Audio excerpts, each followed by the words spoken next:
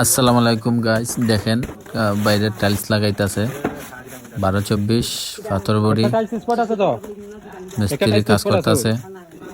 খুব সুন্দর ওয়ালের টাইলসটা এখন এই যে ফুল কাজ করা হয়েছে। দেখেন তো বিল্ডিংটা কিরকম লাগে।